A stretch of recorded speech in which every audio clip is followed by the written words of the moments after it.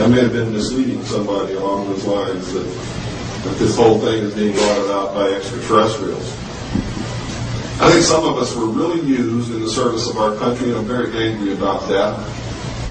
He then realized that the scope of it was not going to be handled by just searching the paranormal.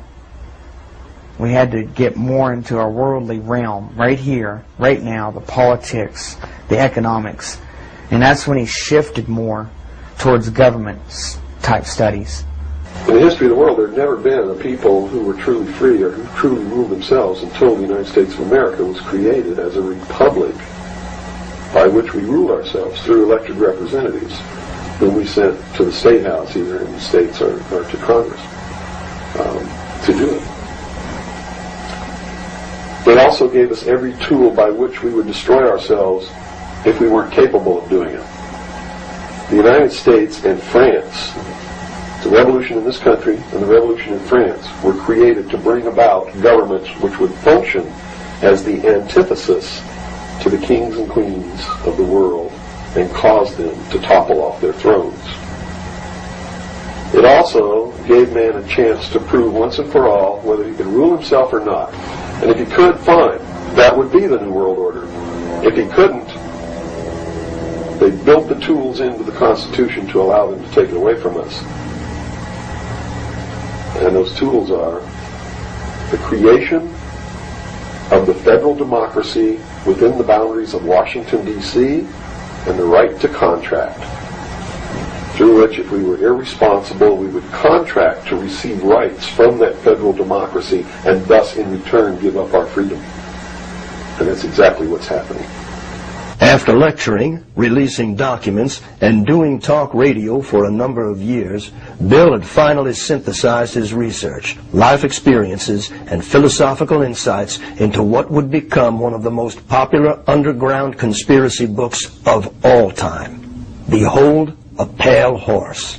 Beyond a doubt, I think the work that introduced Bill Cooper to the world has to be Behold a Pale Horse.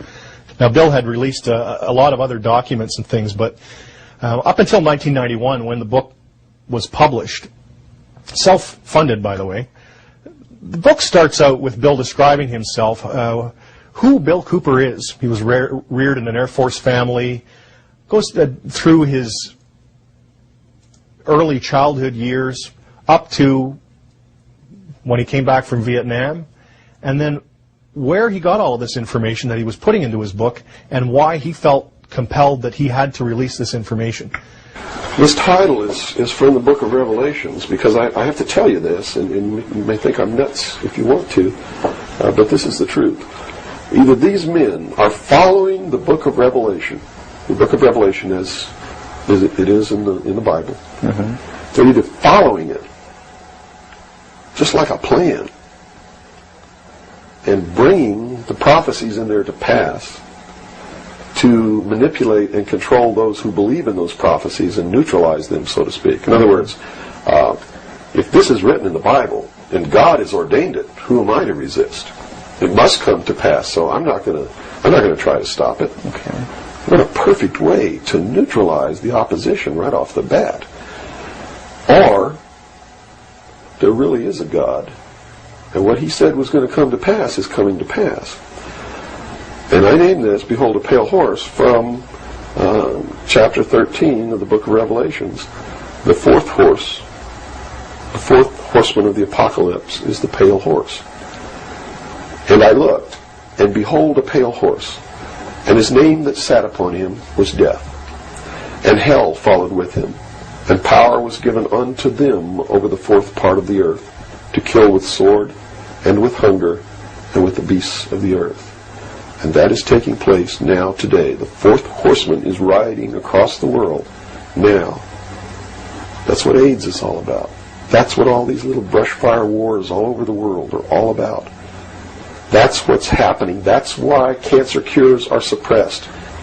So it's not hidden at all. It's there for anybody who wants to look. And I get people who still come to me all the time and say, Bill, you're all wrong. It's the Jews. The Jews are subverting the world. Man, it's not the Jews. It's not the Catholics. It's not the blacks. It's these men who belong to the ancient mystery schools who meet in secret and decide the fate of the world.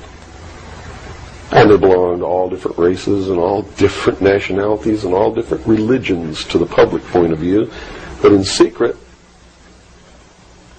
it's a different story. Bill's second major contribution, and arguably his most compelling, was the 42 hours worth of dedicated broadcasts into the history, origins, and agendas of secret societies. The series was simply called Mystery Babylon, and began with an interpretation of the Stanley Kubrick classic 2001, A Space Odyssey.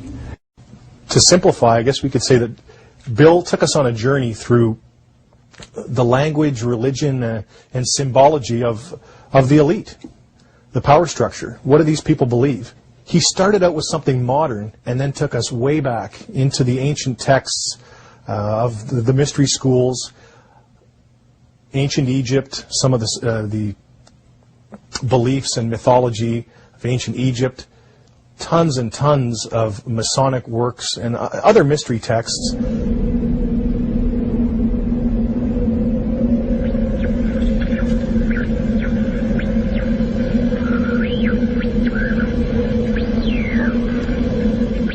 You're listening to The Hour of the Time. I'm your host, William Cooper.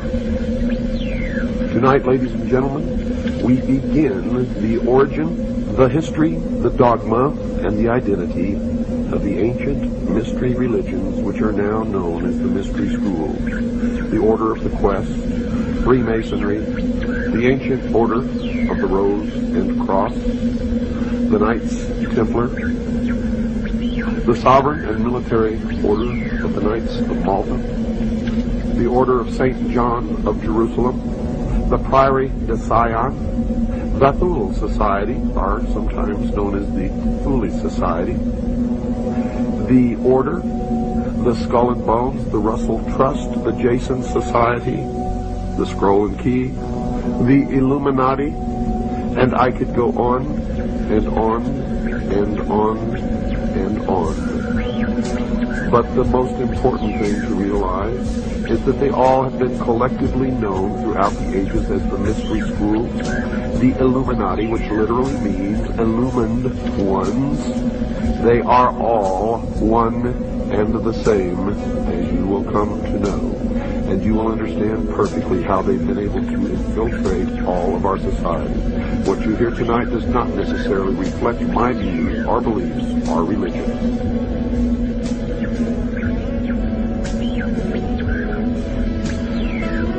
They have ruled from the shadows, you see.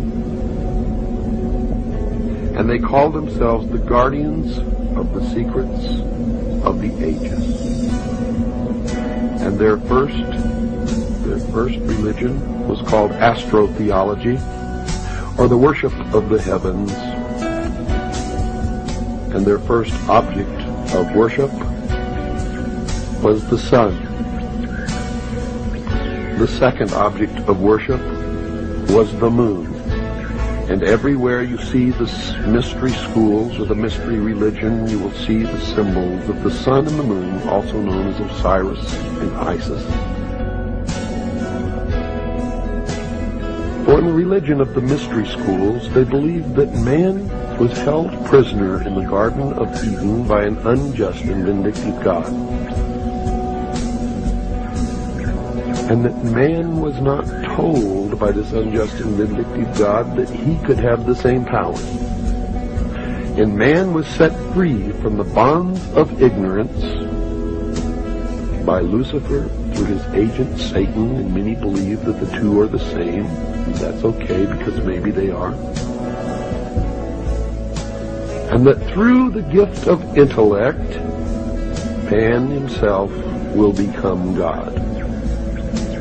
Now, for those of you who understand what I am imparting to you now, you may not even have to listen any farther, for it explains everything that has ever happened in the history of man, and everything that is happening now, and all that is to happen in the future.